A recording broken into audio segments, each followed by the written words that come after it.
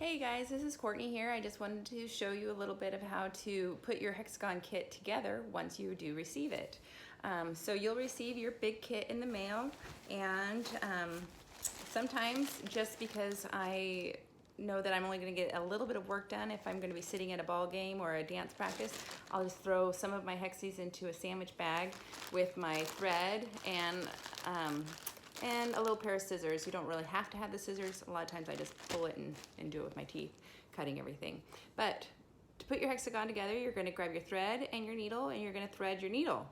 Then to make your knot at the end, if any of you don't know, you just take the end of your thread, face it towards your needle, wrap it around a little bit, and then you're just going to pull your needle through, and that makes a nice little knot at the end of your thread for you. I like to have it double ply because it just makes it for a stronger stitch. Then I will take two of my hexagons and I'm going to sandwich them together with the insides being the flush side, the side that I want on the front of my quilt.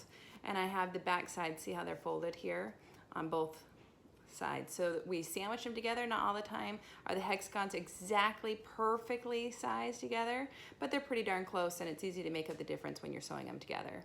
So I start off by just doing a little stitch. I like to, I'm sewing on the outside of the paper, so I'm not going to connect the paper inside on the stitch.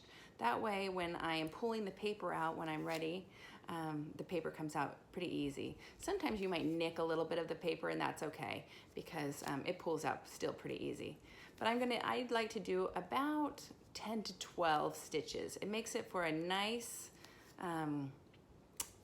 tight hexagon, and also it's important so that when you do get to the part where you're quilting your quilt top to the quilt back, if you're going to be using a machine to quilt it, it makes it so that if you don't have any holes, it makes it for a nice, easy quilting pattern. So at the very end, I will go ahead and make a little knot, just so that every single piece, every little stitch stays in there nice and tight. And I get a nice, clean stitch in there. See how you can't even see any of my thread in there? Sometimes I do a really great job, especially when I'm in a nice lighted room like this, but sometimes I also will sew and it's a little bit dark if we're watching a movie with the kids or something. My hands always seem to have to be doing something. Sometimes my stitches aren't the best, and so I will have to go back and redo those. So anyhow, it's always best to do it when you have nice, good lighting, but if you're like me and you're not a perfectionist, then also you'll let yourself get away with doing it in the dark a little bit. But I just want to share that with you today.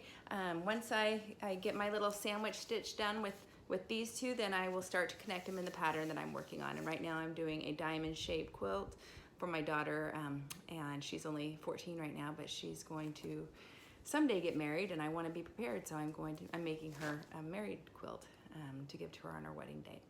And her favorite color is purple, so we're doing a little purple quilt for her. Anyhow, so I just wanted to share that with you.